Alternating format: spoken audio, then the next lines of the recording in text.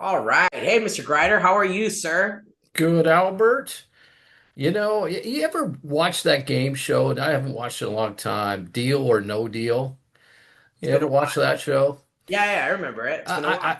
It's not a funny thing to say, but every morning I go, is there a deal or is there no deal? It have to do with, the Iran stuff. It's like, and it's horrible. It's like, I mean, the bond market goes up or down based on this cost, inflation, everything, and there's lives at stake. But man, it's like, man, what an interesting world we have today, and especially our industry. So, I just appreciate everybody in this industry dealing with all the volatility that we've been dealing with this year, especially since March or so when the rates started going up, down. We thought it was going to stabilize, and now it's like, yep, rates are where they're at for a while. But so.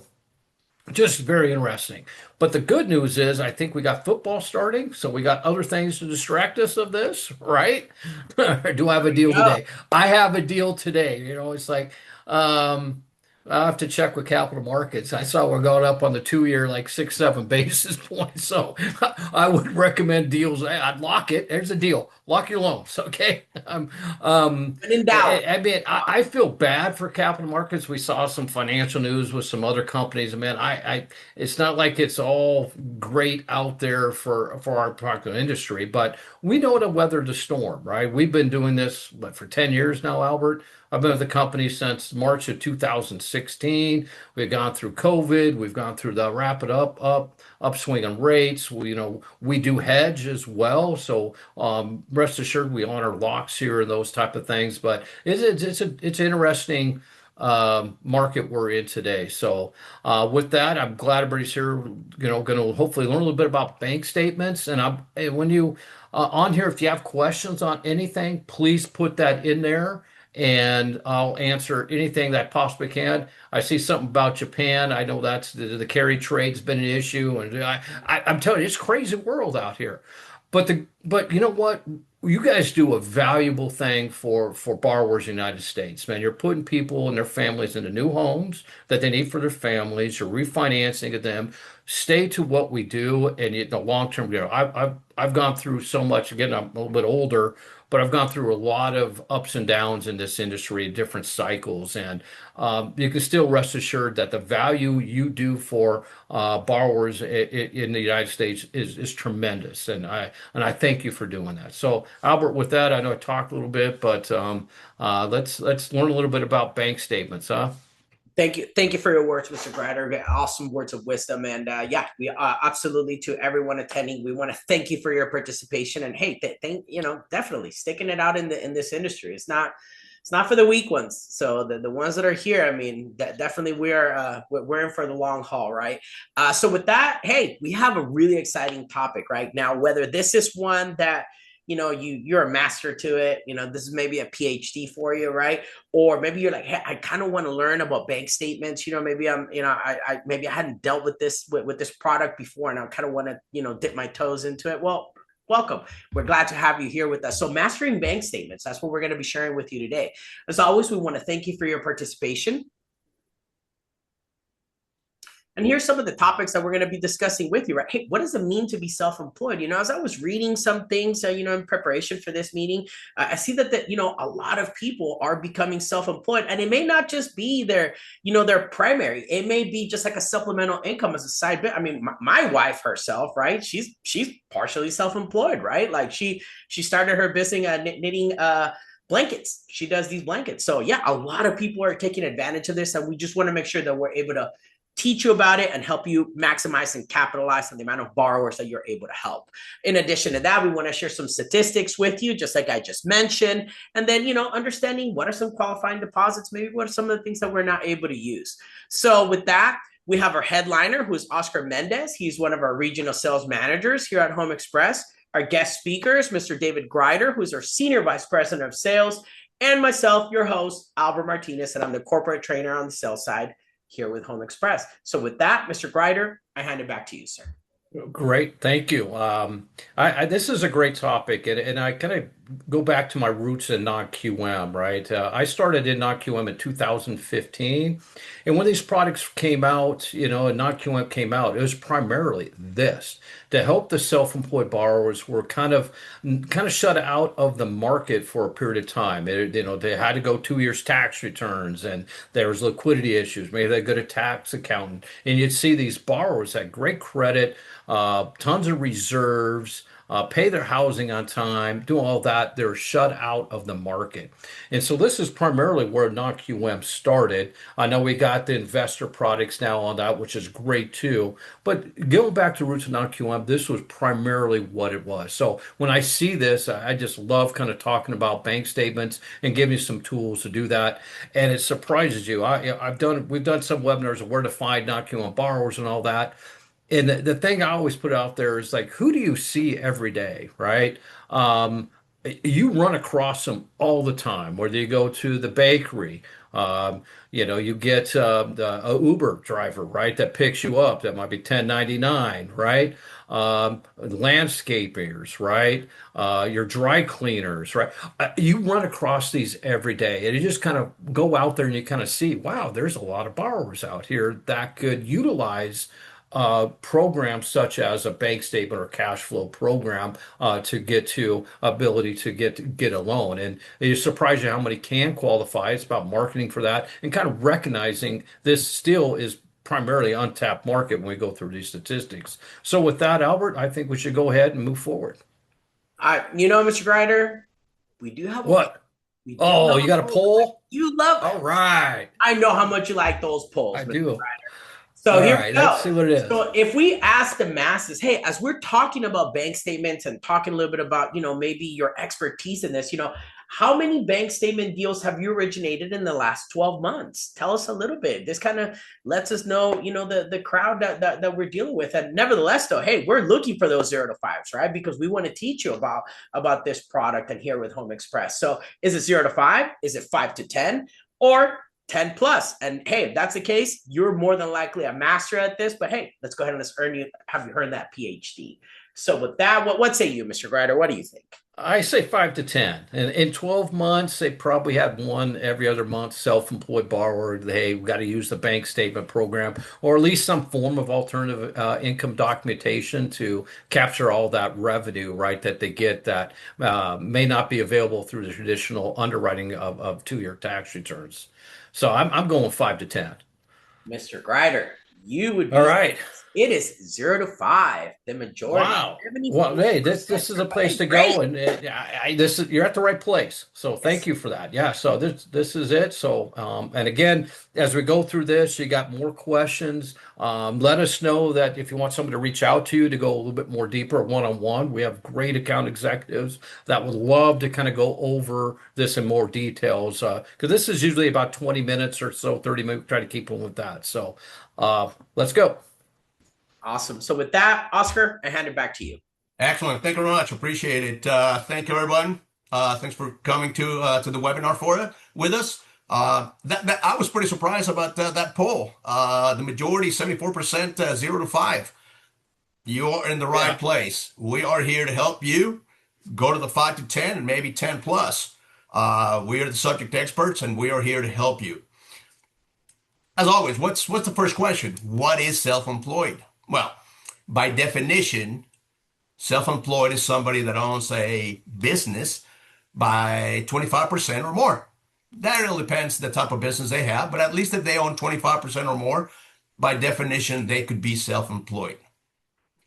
That business could be a DBA, for example, a doing business as. This is usually a sole proprietorship, mainly just an individual, and their income usually is reported under Schedule C under tax returns by their DBA, or an LLC, limited liability corporation, maybe a partnership, or maybe an actual corporation.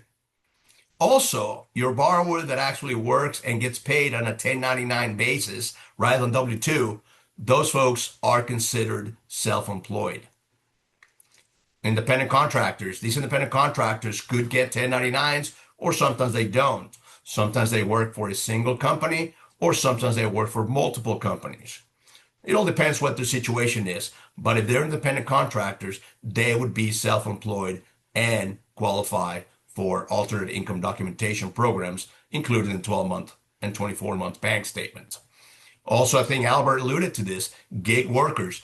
We qualify this as gig workers, somebody like a second job or second income stream, like doing blankets or doing this or doing that. This is in addition to their W-2 income. So keep in mind, you can always combine W-2 income with self-employed income, provided the bank statements to separate those incomes and streams. So keep that in mind. And again, we are here to help you bring those fundings from 0 to 5 to 10 plus. We want you to be successful utilizing bank statements. Next. Albert alluded to this. The statistics are pretty astonishing. Over 10% of the workforce currently in the United States is self-employed. Over 10%. That is 16 million people out there that are self-employed and have self-employed income. So don't let these potential customers go by the wayside, or actually go to somebody next door. We can help you take care of this business and increase your own production by helping you with the bank statement program. Next. And Mr. Greiner alluded to, bank statements fall into what's called the alternate income documentation. Your standard income documentation is going to be your 2 years tax returns, 2 years W-2s, etc. Alternate income documentation has a variety of options, anywhere from 1 year tax returns, 3-month P&L, your P&L, profit and loss only, K-1s, again, 1099s in lieu of W-2s, asset programs. This is more like an asset depletion. And of course, the number one alternate income documentation program that we in NonQM offers is your 12 to 24 months bank statements. Again, all these apply to self-employed income, self-employed borrowers.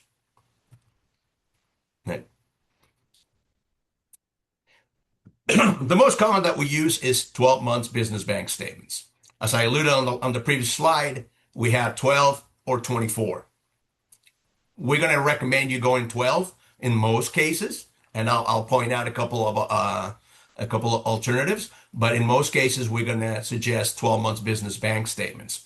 I think one of the things that people think is that if you go 24 months, the rate or LTVs are going to be better. That is not the case. In most cases, 12 and 24 are identical, both pricing and leverage. So you don't have to provide more information to get a better pricing. And actually also, one of the things is the pricing between bank statements and full doc, for the most part, is identical. So there's really no difference on that. And if there's a difference, it's going to be almost insignificant. So do not shy away from using bank statements. How do we calculate the income, you ask? It's quite simple, actually. It's pretty straightforward. We use qualifying deposits, which I'm going to touch on what are those qualifying deposits a little later. We use a business questionnaire. We want to know about the business from your borrower. Based on those 2 points, we're going to assess standard expense factors, or we also allow for the tax accountant to provide us with actual expense factor. We're going to take that into account depending on the business, and in most cases, we'll use that to qualify your borrower. So it's not that you have to go with whatever we decide the expense factor is. If the tax accountant can provide us with additional information and actually they have the insight to that business. Some of the myths that come with bank statements are, do I need 2 years self-employment to qualify for bank statements? And the answer is no. Here at Home Express Mortgage, we have the cash flow program that allows your borrower to be at least 1 year self-employed.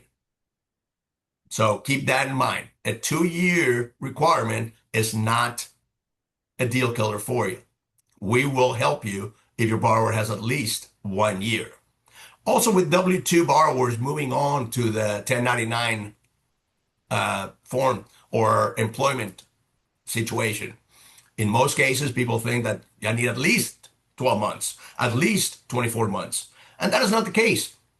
Your borrower can go from W-2 to 1099 within the last 12 months, and we will consider that income for them. So again, don't think that you don't have a deal because some of the certain situations happen. Reach out to our account executives. Let us know the entire picture, and we will help you structure that loan that best fit our guidelines and best fit what the borrower is going to need. Another one is the non-sufficient funds on bank statements. Many lenders out there, they see non-sufficient funds and automatically decline your loan. That is not the case with Home Express Mortgage. NSFs are not a deal killer with Home Express Mortgage. You can have non-sufficient funds in your bank statements as long as your borrower has a paid as agreed housing history. That is a very important point, and for the most part, you should have that, and you will have that. So NSFs are not an issue. We will ask for a history of or an explanation of the non-sufficient funds, but that is something that we just want to know what happened as to what their situation is. But it's definitely not a deal killer. Mr. Grodd, you want to add anything to this slide? Yeah, great. I'm glad you're pointing out a lot of different things here. The biggest thing is you have a deal, you think you don't know exactly how to put it together, you got to reach out to your account executive.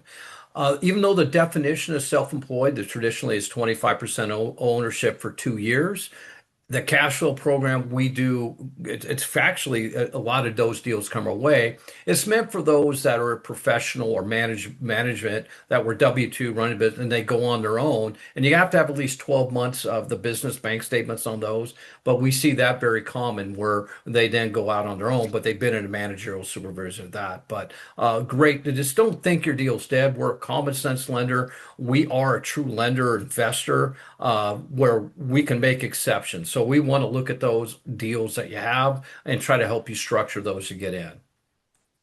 Absolutely. Absolutely. The next one. So as I mentioned, the qualifying deposit. So we're going to look at your bank statements. Obviously, we're going to look at the income being to be consistent and predictable. Usually those deposits are going to come on a weekly basis, monthly, quarterly, seasonal. But that all depends on the type of business that we get that they have. If we have seasonality, large seasonality, or large deposits coming in, this is where we're probably going to ask you to provide an additional 12 months. We're going to look at a 24-month history, if they have it, of course, not on a cash flow program, but we're going to look at it on a 12-month picture that shows us that seasonality is common for their business. Again, some of the challenges is going to be business receipts or where they're getting those deposits from. Nowadays, we have deposits coming from Cash App, Venmo, Zelle, different sources. And all we need is an explanation to that. You can let us know those deposits are business related. This is how they do business, and that's fine. Just let us know. Again, talk to your account executive. Tell us. The more information you have, the better we can provide that structure for your loan to be successful and get approved and get closed. So contact your account executive with everything you have. Next. As I mentioned, we want to know what your borrower does. This self-employment questionnaire is embedded in our system, so it's electronic. Once you register the loan and upload your documents, you will be able to do this form in the portal.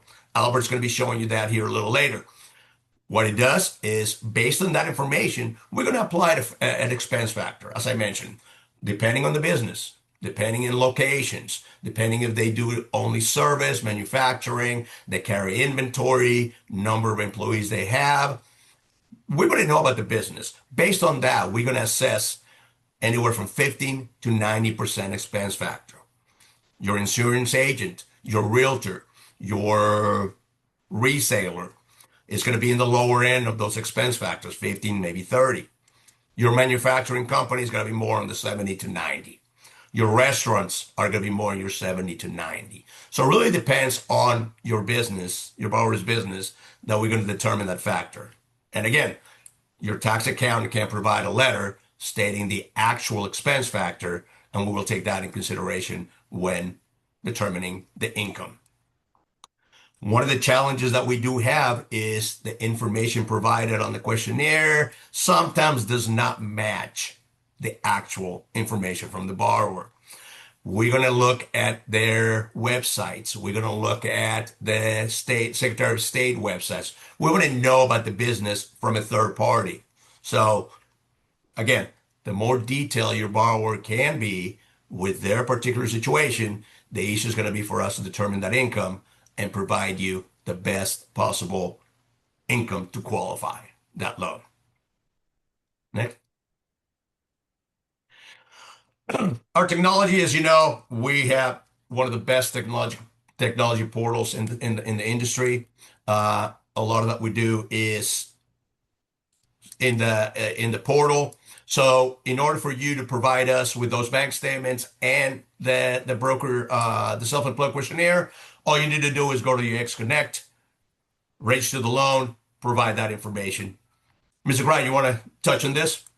Well, just a little bit, man. The technology we know is big, right? And we've worked several years on getting this to be very friendly and easy to use and intuitive for you to do it. And it really is. So lots of information here. It's 24/7 access. It's really great. But I'm going to hand it over to Albert and have him kind of go through some of the slides you kind of see in some of the tips that he has on that.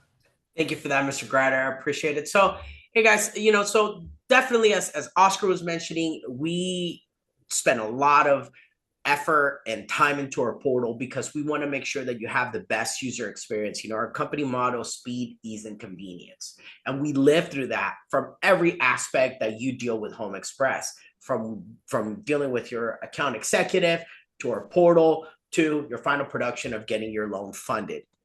So that being said, when we're talking about the self-employment questionnaire, listen, we don't want you to have to go hunt down a PDF and call your account executive and do I have it?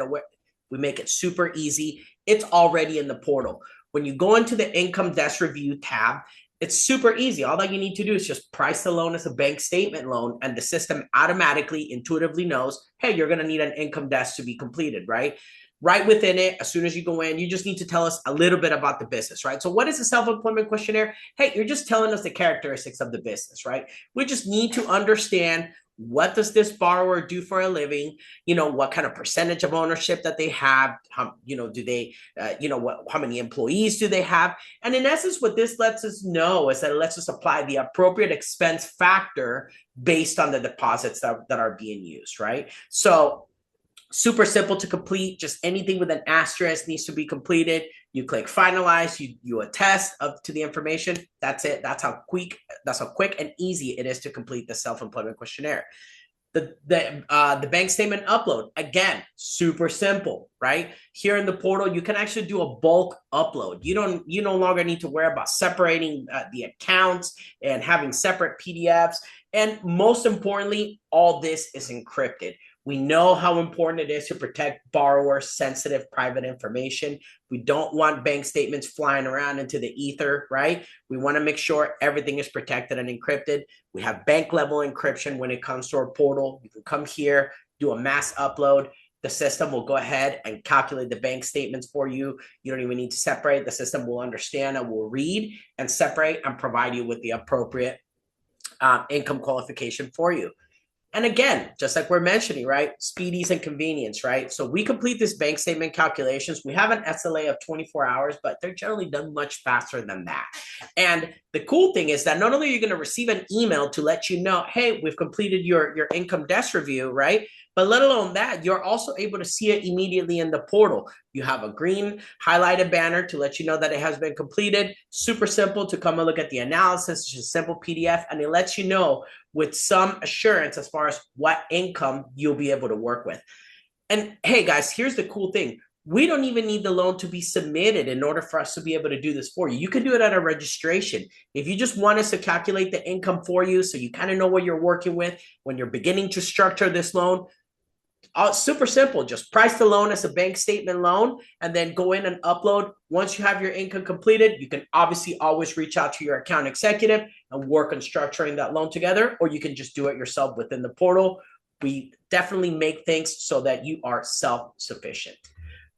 And keeping in tune with talking about self-sufficiency, one of the things that we have here is called the Resource Center. In essence, what we have done here is that we have uploaded a plethora of information for you, from forms and documents, anything that you would need to transact business with Home Express, training and tutorials. Hey, listen, we understand that, if you go to IKEA and you buy a shelf, some of us are able to just look at the manual and be able to follow it step by step. But let's be real, right? What do most of us do? We'll go to YouTube and watch a video and learn how to do something.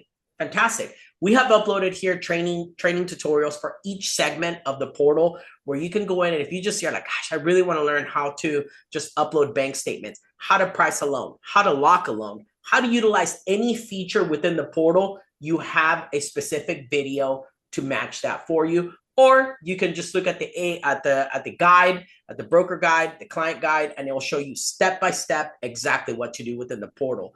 In addition to that, just like I mentioned, there is your descriptions in case that you want to look at any of our programs, as well as we update our rate sheets daily here within the portal. You can come in and take a look at them at any moment. So with that, Mr. Greider, I hand it back to you, sir. Wow, that was really good. You make it look like it's really easy, Albert. It is. It is, right? And that's the way it is. We try to make that speed, ease, and convenience. I'd say the income desk is usually 2 to 4 hours generally. And then you don't have to, submit the loan for that, right? We understand people out there maybe shopping for a home and you want to get that all aligned ahead of time. And so that's a great feature to do. We do have non-delegated correspondent channel available. A lot of our clients have utilized that feature through that channel. If that's something you're interested in, I'm going to have my contact information. You can reach out to me to get more details on that. If that's a channel that you'd like to see Home Express on as an investor, where you're at. Mr. Greider. Yeah. You forgot to ask him another poll. I know how much you love those polls, Mr. Greider. And is this about the Seahawks winning another Super Bowl? It's about the Raiders winning the Super Bowl, sir. It is about your Las Vegas and Los Angeles. Yeah. Here we go. All right. So, hey, do you consider the non-QM market to be a growth sector? What say you? Right? I mean, I think if we look it up, the majority would say yes. And as I was reading and preparing for this, for this webinar, Mr. Greider, I saw that non-QM has become another tool in the arsenal for the majority of our broker partners. It's got to be. I just look at this, go, how many non-QM loans you do today versus 3 years ago? I bet you that has increased if you just kind of look on that. And those are not, please, this is just one tool of the bank statements, but non-QM could be on loan size. It could be investor related, could be I guess non-warrantable condo. Everybody kind of saw where the condo reviews going to the full review now. What are you going to do with those loans? Well, hopefully you give non-QM a call on those to see if those properties can be done in the non-QM sector. So yes, I figured that would be overwhelmingly yes, and it really has increased, right? So thank you guys for your support in the non-QM sector. Love to hear some questions or have some questions from the audience here. Here's my contact information. Reach out to me anytime. I'd love to hear from you. So, Albert, do we have questions, hopefully? We do. So let's see here. So Diana wants to know if we can get a recording of this webinar. Not only that, you can have go to our XConnect Resource Center. You got all kinds of videos done by Albert. But yeah, that's one thing that we will. Everybody that registered for this webinar will receive the deck and the recording. Might go out till tomorrow, so yes, that will be available. Also gets posted on our YouTube channel, and please subscribe to that. I know of 2 subscribers because they're my granddaughters. There we go. And and Dan also wants to know how many NSFs are allowed. It could be potentially unlimited.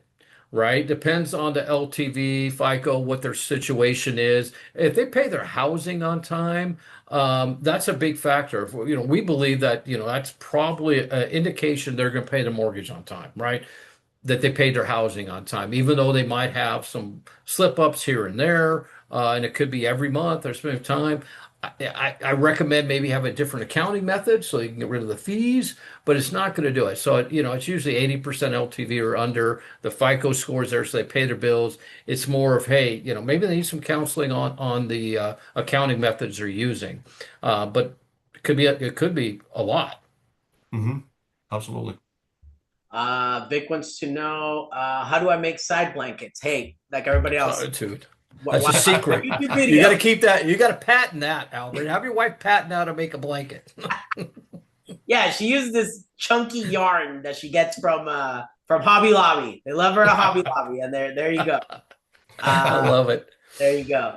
Let me see, Jose. We are non-delegated correspondent with perfect, awesome. Thank you. The NDC. Sushi. Thank you. This was a great webinar. Good, awesome. Thank you for that. I'm happy. I'm really happy to hear that. Here we go. Just to clarify, does the income calculator know what expense factor to apply based on the questionnaire and bank statements uploaded? Yeah, that's kind of like where someone actually looks at it, right? So we're going to look at that questionnaire and look at the type of business and apply a standard expense factor. Now, we're human. We're not going to say, hey, this is it. It's not going to do it. You could give us a case of say this is their expense factor, and we can look at that. Maybe it goes through a system and it says it's a 50% expense factor. You can provide us more information. We could actually change that to 30, right? So, but there's actually someone looking at the end of the day, we do have some technology features of the bank statement. That's why you can do the bulk upload. They separate it, counts everything up on the deposits on that. On all it could have multiple bank statements on there, and then it gets calculated, and there's actually someone who reviews it. An underwriter kind of reviews it, says, "Hey, based on this information I have, I think the most common sense approach to this would be this standard expense factor." That's how it's done. Now, get with your account executive, say, "Hey, I think the expense factor is here, there."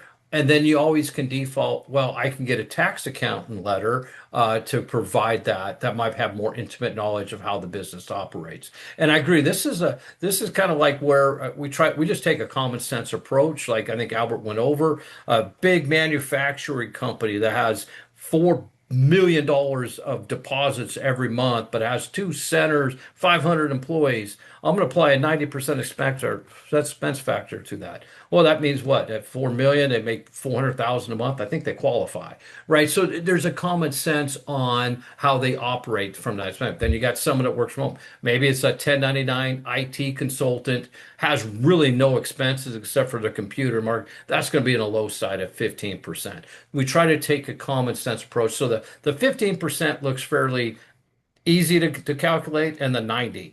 Then you get into the 30, 50, 70 where you might have some discussion, and we're here to listen to. We're trying to make every deal. So if it makes sense, we're going to look at extra documentation provide, or maybe a letter of explanation of how the borrower does the business. We'd like to take a look at that because we're here to make the deal work. I think one of the things, if I can add something, Mr. Greider, Albert, Sure. I think we just touched on a very important thing. It matter here is we have people, we have actually humans reviewing these bank statements. We do have technology to upload and to separate the bank statements, but actual people are looking and reading your self-employment questionnaire and looking and reading your bank statements. So this is not an AI system that is going to just take this and give you a 50% expense factor or whatever the system generates. We're actually gonna, like Mr. Greider mentioned, this is common sense. This is actually an individual, a human looking at it and applying a thought process to your analysis. So you can rest assured that we are looking at it and whatever, what it makes sense. Again, we're a makes sense underwriting team. We will take that into account when qualifying your borrower. So rest assured it's not an AI system doing it. Awesome. Thank you for that. Jose, following it up, I think you already mentioned it, but can we provide a CPA tax preparer letter to document the expense factor? Yes, Absolutely. absolutely. Awesome. Michael wants to know, do you add up all of the qualifying deposits for the year, calculated in the expense factor, and then divide it by 12 to come up with the monthly income amount? That's generally how it's done, right? So I'd say yes to that. But I'll tell you a couple caveats, right? One is, what if they have 6 months at zero and then they come up? That's where Oscar would say we might need the previous 12 months to kind of look at that, where there's altering. And you don't want to see a business with, the bank statements 12 months ago have all the deposits and the last 4 months are really low. That probably doesn't. Those are where we ask for a little bit more information on. But generally, most businesses we look at, say 95+% of them, it's just here's your 12 months, here's the qualifying, divide by 12, apply the expense factor to it, and here's the income we're going to use on the application.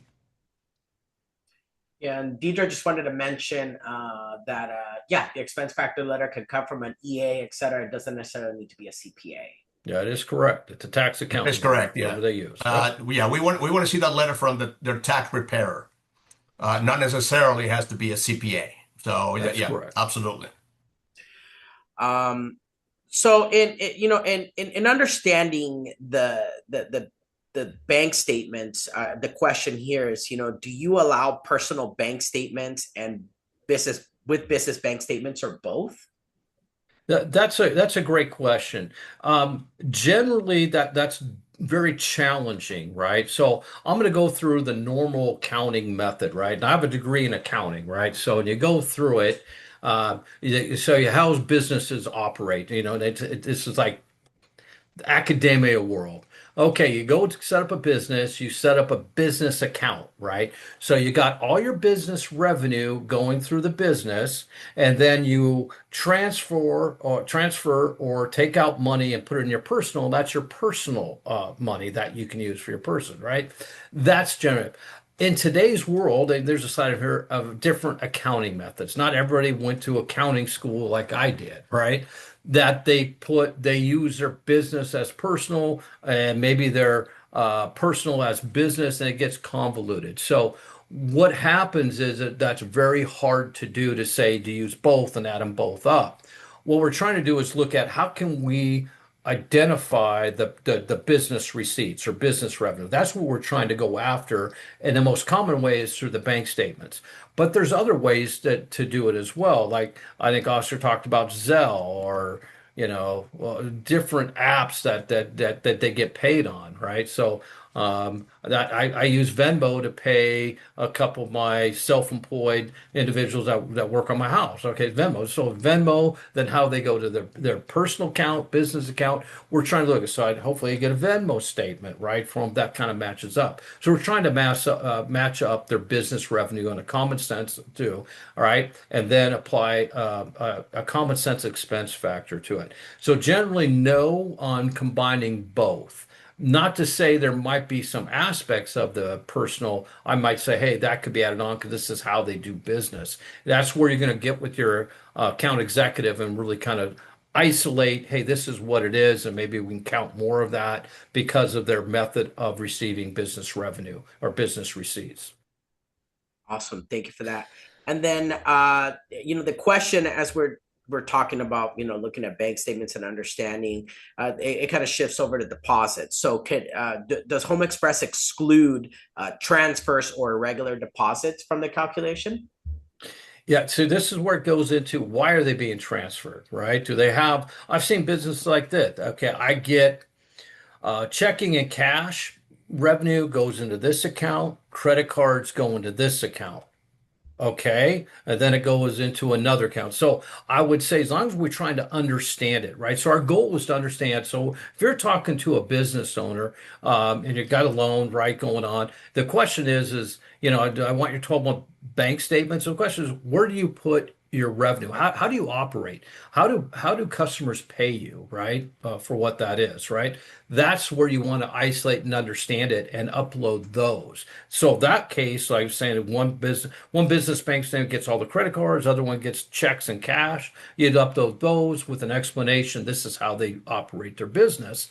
And we can look at and probably see, we kind of know what those are. Now you got transfers going back and forth. Those are just need to be isolated to really understand it. So it gets a little more challenging. I'm not going to say no. I just need to understand it. Why would that be business revenue? That's really the question. So if you're looking at a transfer, is that business revenue? That's really what you're trying to get to. It could be, or it may just be, savings account being transferred over, and that's not business revenue. So we're trying to isolate business revenue. Awesome. Thank you for that. And the question is, the next question that we have is what issues typically slow down bank statement files? I think it's just one would be I don't have a full 12 months, right? That would be right. So you're trying to do a 12-month and then you provide 10. We'll still do that. So that's one of them. I would also say contradictions, right? So if anything would be contradicting, right? So you're filling out the portal questionnaire, you say they owe 100% of the business. Okay.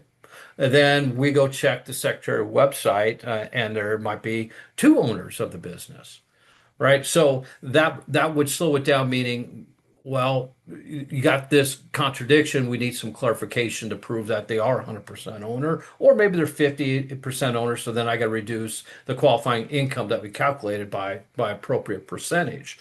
Um, so the other thing too is that it's not their business account where they get their revenue, right? So that's why I say kind of isolated is. Maybe it's an operating account where after the revenue goes in, it goes in an operating account where they pay salaries and those, and that's what they're going for. And we can't isolate where we really see their business revenue. I'd say most cases, this is kind of the unusual ones, right? Of where it goes. Most of our business bank statement loans, when especially you're working account executive, are going to go through this with you, especially if your first couple, and go, this is what we're looking for, and kind of how to ascertain that business revenue. Other than that, I think it goes pretty good. I mean, you could have a discrepancy, with the underwriter on expense factor, and those, it's just a common sense approach. We might ask for more information on the borrower, the way they operate their business. But you get always reach out to us. One thing we can, we're going to be available for you. Oscar on his team is always available to kind of look at things and be an advocate for you on getting the deal done where it makes sense. Awesome. Thank you for that. Next question is, how do we handle a bank statement loan for a real estate investor whose deposits are monthly rent payments from his investment properties? So now you're going into a different type of business, right? Of like we got two things of what you have if you looked at income, right? One is this business here. It's true they are a business, but that business is you can isolate to the properties itself. So it really depends how many doors in, how that's structured, but typically you're going to do a net rent calculation on that. So if you're using it for income, right? And that would be for this real estate investor wants to buy primary or second home, right? And I'm going to tell you that's a little bit difficult on that. Just say here's a business bank statement because we know that's a huge expense factor, right? Especially if you're leveraged on your rental properties. So generally you're going to be looking at the net rent. So you can take all the rental properties. Here's their PITIA, right, to come into an aggregate of the number, not each one individually, an aggregate of all these real estate properties they own to come with the income, or it could be a debt at that point. You don't know, right? But you're going to do a net rents on that in aggregate. Yeah, and let me add that that's definitely one of those conversations you want to have with your account executive. Once you're talking about a bank statement program, definitely want to talk to your account executive and really you with them. You need to know explain the deposits, the nature of the business, everything about it. Your account executive is a subject expert. They'll be able to help you structure that loan and provide the necessary steps to get it submitted for success, approval, and closing. One of the things that sometimes are pitfalls are large deposits. I think we alluded to that. large isolated deposits. That could slow your loan if we don't know about it. If we don't know where they came from, we will ask, and that sometimes can delay your loan. So again, talk to your account executive, point those out. Your account executive will let you know the direction of what we're going to need in order to be able to utilize those deposits, or they'll let you know that's not going to be able to be used. We're going to have to exclude it. But talk to your account executive about everything and anything you have with your borrower and those bank statements. Awesome. Thank you for all this information, Mr. Ryder. I think that has we have reached the end of our questions. Sir, you want to go ahead and close us out? Wow. Well, I guess I'll close it out this way. I'd lock your loans. I'm looking at the 2-year, 10-year. So my advice to you is the deal is lock your loans. I probably would do that, even though it could be tomorrow something else happens, it goes down. But anytime that you're dealing with volatility, if the borrower's okay with the payment, the rate, I'd lock it in these times of volatility. Other thing is, I just say this enough. Thank you for being in our industry. It's very volatile, and I appreciate everybody's efforts here to help customers out and borrowers out in today's environment. It's really good to see through the years how non-QM's come up, and we're here to help you guys close more loans. So if you need any more information or like to speak to anybody about anything, you have my contact information here, and I'd love to reach out to you. Oscar, any final words before we let everyone go? No, just thank you for everybody that's attending. Thank you for your business. Reach out to your account executive with everything and anything you have on your desk. Awesome. Thank you, guys. I appreciate your time. We'll see you on the next one. Bye, everybody. Thank you.